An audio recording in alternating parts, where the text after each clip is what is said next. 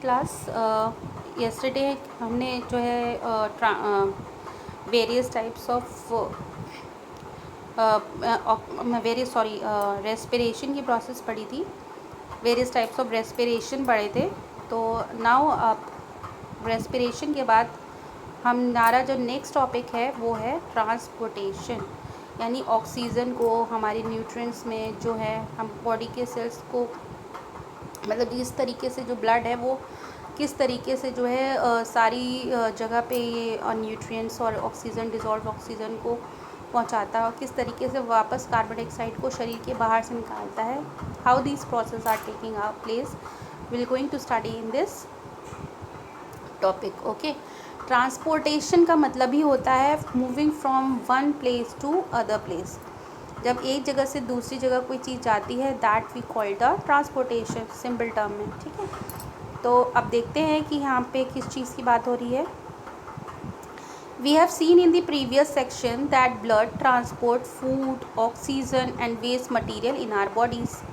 ठीक है, तो आपने अपने पहले की क्लासेस में पढ़ा हुआ है कि जो ब्लड होता है वो फूड को, ऑक्सीजन को, वेस्ट मटेरियल को हमारी बॉडी में ट्रांसपोर्ट करता है। In class 9th we learn about blood being a fluid connective tissue. ठीक है, हमने क्लास 9th में पढ़ा था कि ब्लड को हम जो है फ्लूइड कनेक्टिव टिश्यूज़ कहते हैं। ठीक, क्यों? क्योंकि ये बॉडी के प्रत्येक सेल में चीज़ों को, न्यूट्रिएंट्स को ट्रांसपोर्ट करता है, ऑक्सीजन को ट्रांसपोर्ट करता है, इसलिए हम कनेक्टिव टिश्यू है, जोड़ता है। कनेक्टिव मतलब होता है जोड़ता है। ठीक है, blood consist of a fluid medium called plasma in which the cells are suspended. देखिए, जो ब्लड होते हैं उसमें दो चीज़ें होती हैं, एक होता है प्लाज्मा और दूसरे होते हैं सेल्स। ठीक, तो जो प्लाज्मा होता है ब्लड का लिक्विड पार्ट होता है। जो ब्लड होता है उसमें 70% पार्ट जो होता है वो प्लाज्मा का ही होता है। ठीक है, उस प्लाज्मा के अंदर जो है वेरियस टाइप्स ऑफ सेल्स होते हैं, वो ब्लड के प्रेजेंट होते हैं। ठीक, plasma transport food, carbon dioxide and nitrogenous waste in dissolve form. क्योंकि प्लाज्मा लिक्विड है तो इसमें जो फूड है, न्यूट्रिएंट्स हैं, कार्बन डाइऑक्साइड है, नाइट्रोजनियस वेस्ट है, सब डिज़ोल्व फॉर्म में होते हैं, उसमें घुले हुए होते हैं। Oxygen is carried by the red blood cells. अब जो प्लाज्मा होता है उसमें जो रेड ब्लड सेल्स होते हैं, रेड ब्लड सेल्स का काम होता है वो ऑक्सीजन को एक हिस्से से दूसरे हिस्से तक पहुंचाता है। किस तरीके से? अगर देखा जाए तो जो रेड ब्लड सेल्स होते हैं, रेड ब्लड सेल्स में हीमोग्लोबिन प्रेजेंट होता है। हीमोग्लोबिन आपने सुना होगा ना, हीमोग्लोबिन प्रेजेंट होता है। हीमोग्लोबिन के वर्ड को अगर हम स्प्लिट अप करें तो हीमोग्लोबिन दो वर्ड से मिलके बना हुआ है, हीम प्लस ग्लोबिन। हीम का मतलब होता है आयरन और ग्लोबिन का मतलब होता है प्रोटीन मॉलिक्यूल्स। तो because of the presence of iron the colour of the blood is red. जो आयरन होता है उसका कलर जो होता है वो रेड कलर का होता है ना, इसलिए हमारे जो ब्लड है, हमारे ब्लड का जो कलर है वो रेड है। ठीक, तो ये जो हीमोग्लोबिन होता है ये ऑक्सीजन के साथ कंबाइन करता है और इस तरीके से वो ऑक्सीजन को दूसरे हिस्सों में, बॉडी के दूसरे सेल्स में पहुंचाता है। ठीक, हाँ, अब plasma oxygen is carried by the red blood cells. Many other substances like salts are also transported by the blood. We thus need a pumping organ to push blood around the body. अब blood कैसे पहुंचाएगा? Blood को हमें push करना पड़ेगा। ठीक है, जब हम ब्लड को पुश करेंगे तभी तो वो ऊपर जाएगा, नीचे आएगा। पुश करेंगे तभी तो वो मूवमेंट करेगा हमारी बॉडी के अंदर। तो मूवमेंट, ब्लड को मूवमेंट देने के लिए हमारे बॉडी के पास में एक पंपिंग ऑर्गन होता है, उसे हम क्या कहते हैं? हार्ट। ठीक है, तो हार्ट क्या करता है? ब्लड को पुश करता है। पुश करने की वजह से जो ब्लड होता है वो बॉडी के ऊपर के हिस्सों में और नीचे के हिस्सों में ब्लड ट्रांसफ़र होता है और इस तरीके से जो उसमें न्यूट्रिएंट्स और जो घुले हुए तत्व होते हैं वो प्रत्येक हिस्से तक पहुँचते हैं। ठीक है,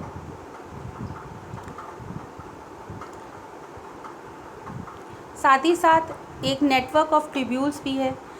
ठीक है, जैसे आप ये सोच लीजिए, इमेजिन कर लीजिए कि आपके पास एक पंपिंग मशीन है, आपने पंप करके पानी बाहर निकाला, पानी प्रेजेंट है, पंप की वजह से आपने पानी को खींचा और खींच के अब उस पानी को आपको विभिन्न कुछ पानी को आपको नल किचन में देना है, कुछ में वॉशरूम में देना है, कुछ में गार्डन में देना है। तो वेरियस टाइप्स ऑफ ट्यूब्यूल्स के थ्रू आप पानी को डिस्ट्रीब्यूट करें। तो ये वेरियस ट्यूब्यूल्स हमारी बॉडी में क्या हैं, हमारी बॉडी में इन स्पेशलाइज्ड ट्यूब्यूल्स को या ट्यूब्स टाइप स्ट्रक्चर्स को हम कहते हैं आर्टरीज और वेन्स। ठीक,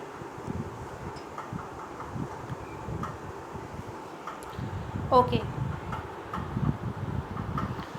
now let's see the structure of the heart. पहले हम स्ट्रक्चर ऑफ हार्ट को अच्छी तरीके से देख लेते हैं, देन आपको इसकी फंक्शन समझ में आएगा कि किस तरीके से ब्लड जो है वो फंक्शन करता है।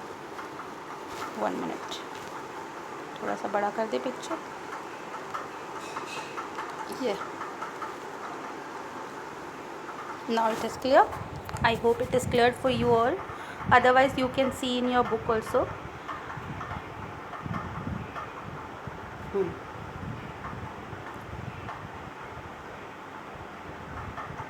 So I am just taking which color I have to take. I am taking a purple color. Fine. Okay, देखिए सबसे पहले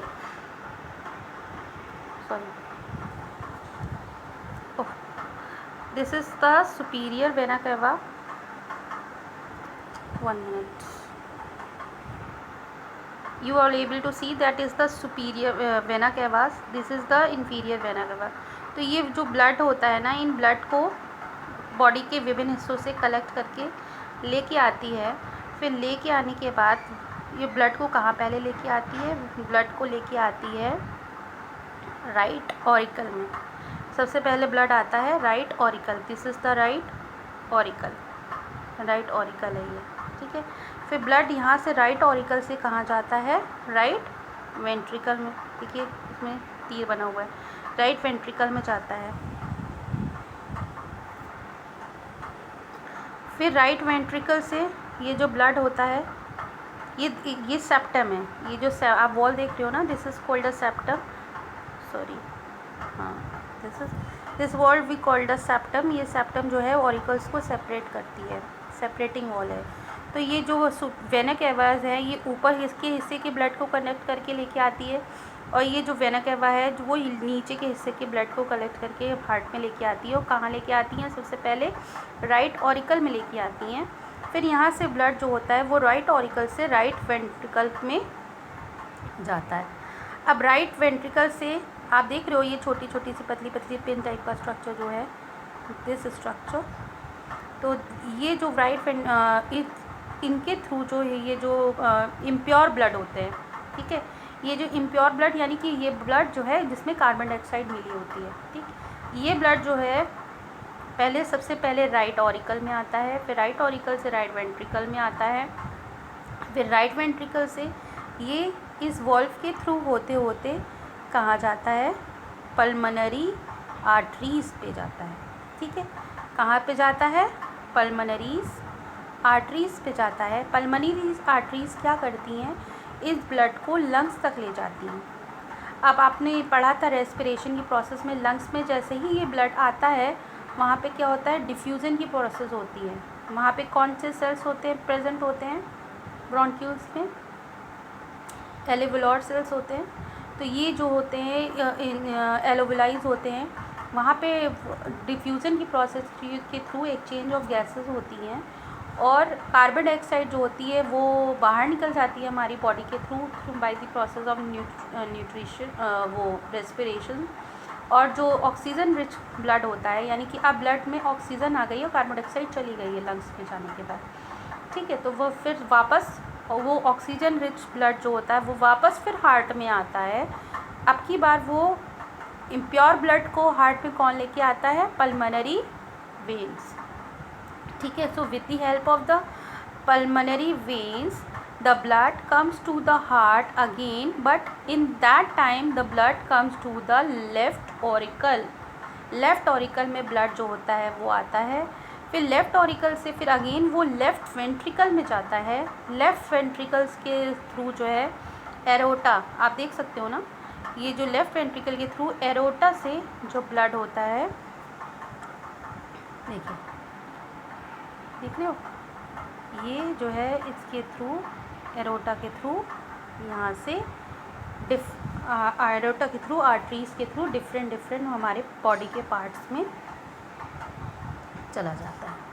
ठीक, तो आई होप आपको क्लियर हो रहा होगा फंक्शन। सबसे पहले जो वेना कैवाज हैं, superior vena cava, inferior vena cava, ऊपर और नीचे के हिस्से से इम्प्योर ब्लड लेके राइट ऑरिकल में आती हैं, फिर राइट ऑरिकल से राइट वेंट्रिकल में जाती हैं, फिर राइट वेंट्रिकल से ये पल्मोनरी आर्टरीज़ में जाती हैं। पल्मोनरी आर्टरीज़ जो है इस इम्प्योर ब्लड को लंग्स में ले जाता है, जहाँ पे डिफ्यूज़न की प्रोसेस के थ्रू एक गैसेस का एक्सचेंज होता है, कार्बन डाइऑक्साइड बाहर निकल जाती है, ऑक्सीजन ब्लड में आगे मिल जाती है, डिज़ोल्व हो जाती है। फिर वो ऑक्सीजन रिच ब्लड जो है वो पल्मोनरी वेन्स के थ्रू वापस हमारे हार्ट में आता है, पर दिस टाइम वो हमारे हार्ट के दूसरे हिस्से में यानी कि लेफ़्ट ऑरिकल में आता है, और लेफ़्ट ऑरिकल में से वो लेफ़्ट वेंट्रिकल में जाता है। लेफ़्ट वेंट्रिकल से वो एरोटा के थ्रू जो है आर्टरीज़ से अटैच, जो कि एरोटा आर्टरीज़ के थ्रू अटैच होती हैं, वो हमारे बॉडी के डिफरेंट हिस्सों तक पहुंच जाता है। आई होप कि आपको क्लियर हुआ होगा। तो चलिए पढ़ते हैं इसको। The heart is a muscular organ which is as big as our fist. Fist मतलब हमारी जो मुट्ठी है ना, हमारे हाथ की जो एक मिट्टी है, उतना बड़ा हमारा हार्ट होता है। ठीक है, because both oxygen and carbon dioxide have to be transported by the blood, the heart has different chambers to prevent the oxygen rich blood from mixing with the blood containing carbon dioxide. देखो क्या होता है, क्योंकि carbon dioxide rich blood और oxygen rich blood दोनों time एक ही time पे ये जो हमारी ब्लड के हमारे हार्ट में ट्रांसफ़र होते हैं, आते हैं, तो इसलिए मिक्सिंग ऑफ ब्लड ना हो पाए, इसके लिए हमारे हार्ट में डिफरेंट चैम्बर होते हैं। ठीक है, जो कार्बन रिच ब्लड होता है उसको लंग्स तक पहुंचना होता है ताकि कार्बन डाइऑक्साइड उससे निकल सके, रिमूव हो सकते, जबकि जो ऑक्सीजनेटेड ब्लड होता है वो लंग्स से वापस जो है हमारे हार्ट में आता है ताकि वो different parts of the body में सप्लाई हो सके। ठीक है, we can follow this process step by step. इसका आपको फ्लो चार्ट बनाना है, मुझे फ्लो चार्ट बना के आपको दिखाना मुझे, जैसा मैं बता रही हूँ। तो पहला पॉइंट क्या हो जाएगा, first point, oxygen rich blood from the lungs come to the thin walled upper chamber of the heart on the left. ठीक है, यह हो गया आपका पहला पॉइंट। द सेकेंड पॉइंट है द लेफ्ट आर्टियम relaxes when it collected this blood, it then ठीक है, it then contracts while the next chamber the left ventricle expand so that the blood is transferred to it। जैसे pump होता है ना, पानी ऊपर भरा है, उसको आपने पिचकाया, दबाया, तो वो पानी नीचे चला गया। ठीक है, तो जब ऊपर का पोर्शन सिकुड़ा, नीचे का एक्सपेंड हुआ, तो ऊपर का ब्लड जो है वो नीचे आ गया। ठीक है, इस कॉन्ट्रैक्शन रिलैक्सेशन, कार्डियक मसल्स में पढ़ा था ना, कॉन्ट्रैक्शन रिलैक्सेशन होता है। ठीक है, द लेफ्ट आर्टियम relaxes when it collecting this blood, it then contract while the next chamber the left ventricle expand so that the blood is transferred to it। फिर next क्या आएगा, when the muscular left ventricle contract in its turn the blood is pumped out to the body। ठीक, next the deoxygenated blood comes from the body to the upper chamber on the right atrium as it expands, as the right atrium contracts the corresponding lower chamber, the right ventricle dilates and this transfer of blood to the right ventricle which in turn pump it to the lungs for the oxygenation। Since ventricle have to pump blood into various organs they have the thicker muscles wall।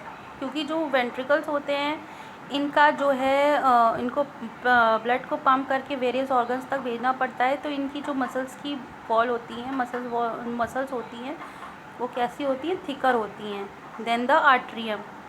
Valves ensures that blood does not flow backward when the artery or ventricle present। मैंने आपको बताया ना, जो clip type का structure है उनको valve कहते हैं, तो वो वॉल्व इसलिए प्रेजेंट होती हैं ताकि जो ब्लड जो है वो वापस उस चैम्बर में ना आ पाए। मतलब एक बार ब्लड ऊपर चला गया तो वो वापस नहीं आ पाएगा, क्योंकि वो जाते टाइम पे तो प्रेशर के थ्रू खुल गया वो, पर लौटते टाइम पे उतना प्रेशर नहीं है, तो वो नीचे अगर आया भी ग्रेविटेशनल फोर्स के थ्रू तो वो ओपनिंग जो होती है वो क्लोज हो जाती है।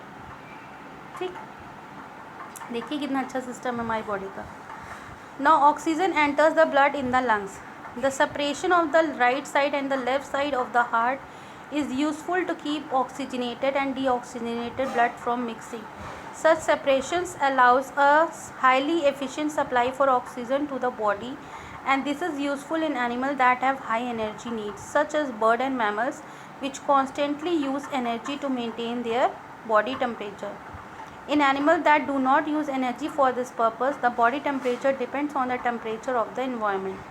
Such animals like amphibians or many reptiles have three-chambered hearts and tolerate some mixing of the oxygenated and deoxygenated blood streams. Fishes, on the other hand, have only two chambers to their hearts, and the blood is pumped to the gills, is oxygenated there and passes directly to the rest of the body. Thus, blood goes only once through the heart in the fish during one cycle or passes through the body, and on the other hand it goes through the heart twice through each cycle in other vertebrates. This is known as double circulation. तो double circulation समझ लीजिए क्या होता है। Double circulation में क्या होता है, जो ब्लड होता है वो हमारे हार्ट में 2 बार एंटर करता है, इसी वजह से इसको हमने डबल सर्कुलेशन किया है। कैसे कि जब पहले इम्प्योर ब्लड जो है हमारे राइट पार्ट में एंटर होता है, तो उसके बाद वो ऑक्सीजनेटेड होने के लिए लंग्स के पास चला जाता है।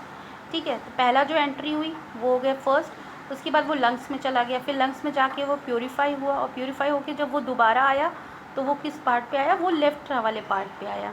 ठीक है, तो इस वजह से क्योंकि ब्लड हमारे हार्ट में 2 बार एंटर करता है, that is why we called this system as a double circulatory system. Okay, तो this is the very important question again कि व्हाट इज़ डबल सर्कुलेशन। ठीक है, शॉर्ट आंसर्स में आपसे पूछा जा सकता है what is double circulation, you right A short note on double circulation, and don't worry, I'll give you the questions on it also. I have to show me with the help of this diagram. Okay, this diagram is very important. I know heart का diagram आप सबको tough लगेगा, but you have to make it in your notebook. Fine, तो I hope कि आपको ये topic आज अच्छी तरीके से क्लियर हुआ होगा।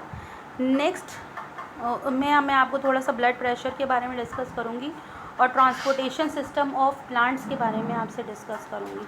ठीक है, तो just prepare your notes till that time, revise your topic and ask the doubts if you have any. Okay, take care, bye.